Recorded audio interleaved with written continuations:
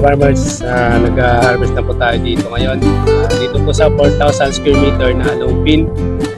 Sabog tanim pong ginawa po dito mga farmers.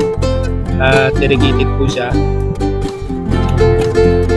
Ito po yung kanyang mga butil po mga farmers. Maganda po, no? Hybrid rice. At kapag hybrid po talagang ginamit po natin sa ating palayan, sabog tanim man pa o lipat tanim, sigurado po yung ani. Yan, kita nyo po mga farmers, itong sinabog po natin dito ay 13 kilos lang po na longpin na 2096. At ito na inani na po ngayon. And makita natin dito, pag-usapan po natin kung ilan po yung nagastos ko dito sa 4,000 square meter. And ilan po yung maani po natin dito. So, nandyan po yung reaper, nagre-reaper na po. Ayan, start na po ng reaper ito na 2 o'clock po ng hapon. So, ito yung mga pinakita ko sa inyo mga farmers na marami po siyang GP o stem na lumabas. So, nung pinapakita ko sa inyo ay medyo umano pa siya, damo, no? Pero kita naman po ngayon, wala na po masyadong damo, no? Harvesting time na.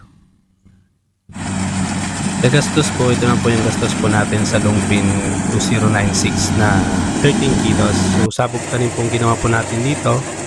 Ang gastos po natin dito ay 8,500 mula po noon sa pagtatanim hanggang po sa bago po maani. So ang total po nito ay 40 kabans yung ani po natin.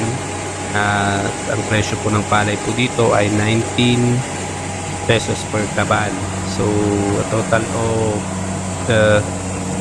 40,000 din po. Kasi nasa 1,000 po ang isang kaban po, no? So ang kinita po dito sa 4,000 square meter, less po yung reaper tsaka yung alaga po ng palay, ay kumita po ako dito ng 21,677 sa 4,000 square meter. So yan po mga farmers yung kinita po natin dito sa maliit po na area po na 4,000 square meter na sabog tanim po ang ginawa.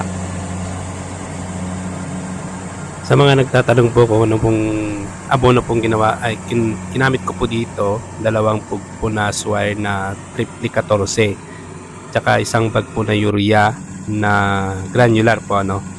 At ito po yung ginamit ko hanggang matapos na po itong before po maani po mga farmers. And dun po sa kasali na po dun yung mga iba pang gastusin like sa 8,500 na nabanggit ko po mga farmers, ay kasali na po dyan yung rotovator, mga gamot sa palayan.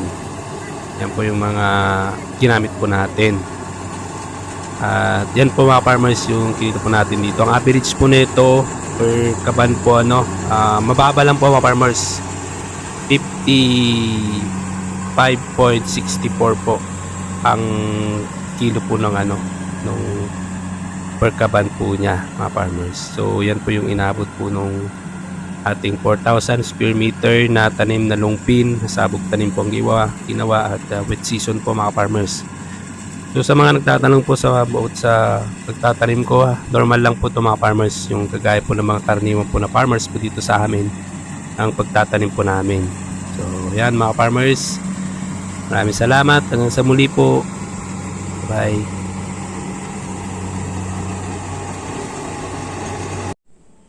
Tayo na ni